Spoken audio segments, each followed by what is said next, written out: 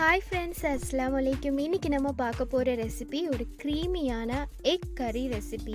So இது வரைக்கும் நான் கறி ரெசிபி எதுவும் போடலை. இன்றைக்கி தான் ஃபஸ்ட் டைம் ஒரு கறி ரெசிபி போடுறேன். ஸோ சிம்பிளான ஒரு ரெசிபி தான், எப்படி பண்ணலாங்கிறத பார்ப்போம். ஃபஸ்ட்டு ஒரு பேனில் 3 டேபிள் ஸ்பூன் ஆயில் ஹீட் பண்ணதுக்கப்புறமா ஒரு சின்ன பீஸ் பட்டை ஆட் பண்ணிக்கிறேன்.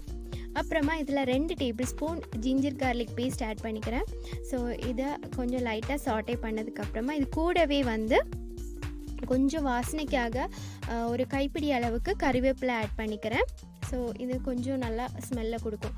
அது கூடவே 2 பச்சை மிளகாய் கீரி ஆட் பண்ணிக்கிறேன். ஸோ இதை ப்ரௌன் கலர் ஆகிறது வரைக்கும் கொஞ்சம் நேரம் சாட்டே பண்ணிக்கணும். ஸோ எப்போவுமே நம்ம எக் கறி ஒன்றில் ரோஸ்ட் வைப்போம், இல்லாட்டி கறி கோகனட் அரைச்சி விட்டு அந்த மாதிரி வைப்போம். இது கொஞ்சம் டிஃப்ரெண்ட்டான ரெசிபி, ப்ளஸ் நல்லா க்ரீமியாகவும் இருந்துச்சு. இதோட ரா ஸ்மெல் போயிடுச்சு. இப்போ ginger garlic paste brown colour ஆகிடுச்சு. இனி வெங்காயம் சேர்த்துக்கலாம். நான் சின்ன வெங்காயம் 3 கப்பு ஆட் பண்ணிக்கிறேன். ஸோ பெரிய வெங்காயம் இருந்துச்சுன்னா பெரிய வெங்காயம் கூட ஆட் பண்ணிக்கலாம். சின்ன வெங்காயம் கிரேவிக்கு ரொம்ப டேஸ்ட்டை கொடுக்கும். அதனால தான் நான் இங்கே சின்ன வெங்காயம் எடுத்துக்கிறேன். அதில் ஸ்லைஸ் பண்ணி ஆட் பண்ணிக்கிறேன். ஸோ இதை டிரான்ஸ்பரண்ட் ஆகிறது வரைக்கும் கொஞ்ச நேரம் சாட்டே பண்ணிக்கணும். இது கூடவே தேவையான அளவு உப்பு ஆட் பண்ணிக்கிறேன். ஸோ நான் இங்கே கிரேவிக்கு முதலே தேவையான அளவு உப்பு சேர்த்துக்கிறேன். அப்புறமா தேவைப்பட்டுச்சுன்னா லாஸ்ட்டாக ஆட் பண்ணிக்கிறேன். ஸோ இனி இதில் 1/4 டீஸ்பூன் அளவுக்கு மஞ்சள் தூள் ஆட் பண்ணிக்கிறேன். 1 டீஸ்பூன் மிளகாத்தூள். ஸோ இங்கே நான் ஒரு டீஸ்பூன் மிளகாத்தூள் தான் ஃபஸ்ட்டு ஆட் பண்ணிக்கிறேன். ஸோ இனி இதை நல்லா மிக்ஸ் பண்ணி விட்டுட்டு அதோட பச்சை வாசனை போகிறது வரைக்கும் வதக்கணும். அப்போ இதோட பச்சை வாசனை போனதுக்கு அப்புறமா இதை ஒரு ஓரமாக இப்படி மாற்றி வச்சிடலாம். அப்புறமா இன்னொரு சைடு கொஞ்சம் ஆயில் விட்டுட்டு இதில் முழு பெருஞ்சீரகம் ஆட் பண்ணிக்கிறேன். 1/4 டீஸ்பூன் அளவுக்கு முழு பெருஞ்சீரகம் ஆட் பண்ணிக்கிறேன். ஸோ இது கொஞ்ச நேரம் வதக்கலாம், அதோட பச்சை வாசனை போகிறது வரைக்கும். இது கூடவே நான் பெப்பர் ஆட் பண்ணிக்கிறேன். பெப்பர் இது முழுசாக ஆட் பண்ணிட்டோம்னா இன்னும் டேஸ்டியாக இருக்கும். அதனால தான் நான் முழுசாக ஆட் பண்ணிக்கிறேன். So 1 tablespoon pepper add பண்ணிக்கிறேன்.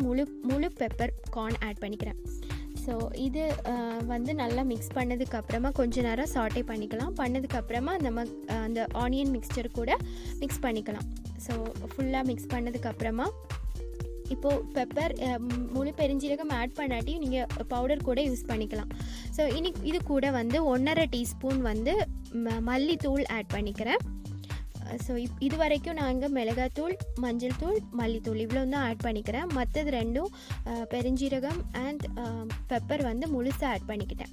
ஸோ இதோட ரா ஸ்மெல் போகிறது வரைக்கும் கொஞ்ச நேரம் வதக்கிட்டு அது ஸ்டவ் ஆஃப் பண்ணிவிட்டு கூல் ஆனதுக்கப்புறமா ஒரு பிளெண்டரில் ட்ரான்ஸ்ஃபர் பண்ணிக்கலாம். ஸோ இதை நல்லா கொஞ்சம் தண்ணி விட்டு நல்லா பேஸ்ட் மாதிரி அரைச்சி எடுத்துக்கலாம். ஸோ கொஞ்சம் திக்காக இருக்கும்.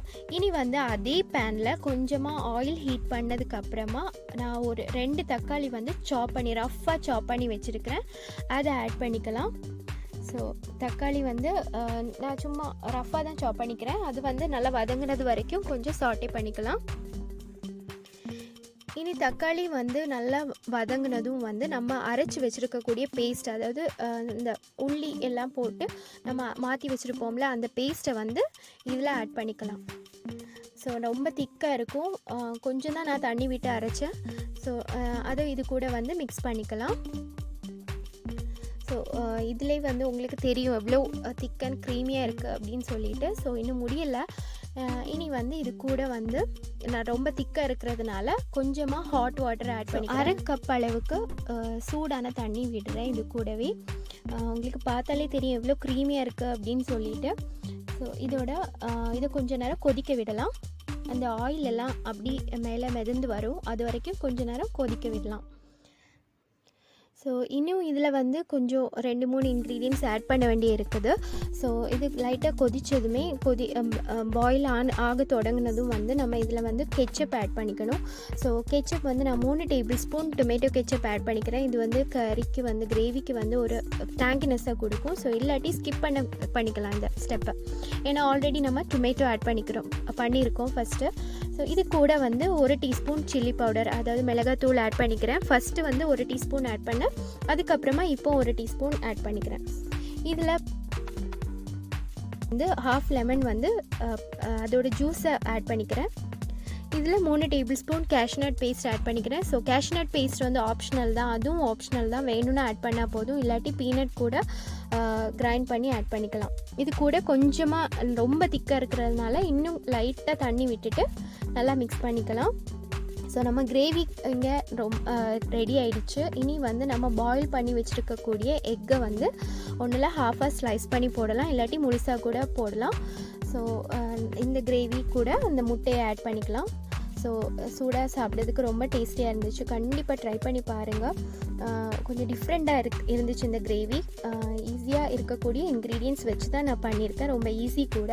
ஸோ என்னோடய வீடியோ பிடிச்சிருந்துன்னா கண்டிப்பாக லைக் பண்ணுங்கள், ஷேர் பண்ணுங்கள், மறக்காமல் சப்ஸ்கிரைப் பண்ணுங்கள். இனி இது ட்ரை பண்ணிவிட்டு இதோட ஃபீட்பேக்கை கண்டிப்பாக சொல்லுங்கள். தேங்க்ஸ் ஃபார் வாட்சிங்.